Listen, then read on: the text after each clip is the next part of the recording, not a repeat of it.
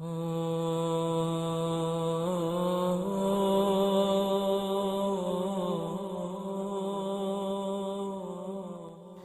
اللہ الرحمن الرحیم۔ السلام علیکم ناظرین، قیامت ایک اٹل حقیقت ہے جس کی پردہ پوشی کرنا نامناسب ہے۔ اگر ہم قیامت کے لفظی معنی کو پرکھنا چاہیں تو یہ ختم ہو جانا، یعنی اس زمین اور آسمان کو ایک دن فنا کر دیا جائے گا، اور وہ بابرکت ذات جو لامحدود قدرت رکھنے والا ہمارا رب ہر نفس کو حسب و حساب طے کر جنت یا دوزخ کی نوید سنائے گا۔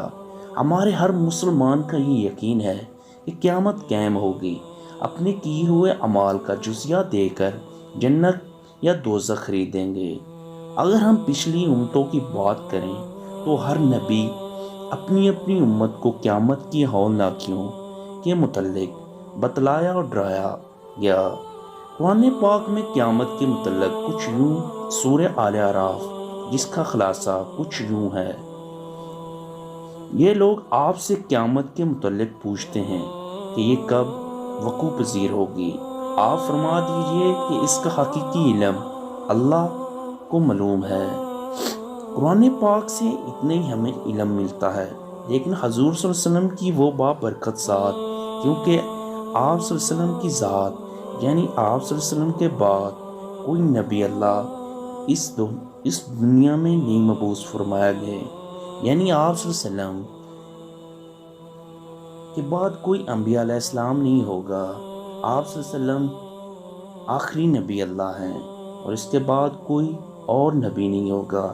اس لیے قیامت کی ہولناکیوں کے متعلق آپ صلی اللہ علیہ وسلم نے پوری تفصیل سے بتلایا ہے، تاکہ ہر زندہ روح اس کی تیاری کر سکے۔ ناظرین، آپ صلی اللہ علیہ وسلم کی چند پیشن گوئیاں جو آج سے قریباً 10 سال پہلے پوری ہو چکی ہیں، آج ہم آپ کو بتانے کی رعایت فرمائیں گے۔ ناظرین، صحیح مسلم میں آپ صلی اللہ علیہ وسلم نے فرمایا کہ اونٹوں اور بکریوں کا چراوا جو برہنہ بدن اور ننگے پاؤں ہوں گے، وہ ایک دوسرے سے مقابلہ کرتے ہوئے لمبی لمبی عمارتیں بنائیں گے اور اس پر فخر کریں گے۔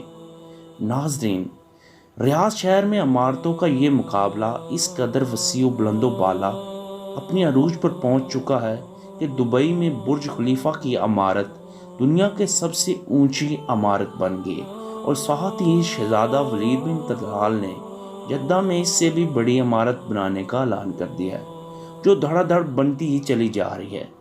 عرب کی عمارتیں سارے جہاں سے اونچی ہو چکی ہیں۔ عرض کرنے کا مقصد صرف یہ ہے کہ میرے پیارے رسول اللہ صلی اللہ علیہ وسلم نے جو فرمایا وہ پورا ہو چکا ہے، اور پیشن گوئی پوری ہو کر اپنی نقطہ کمال کو پہنچ چکی ہے۔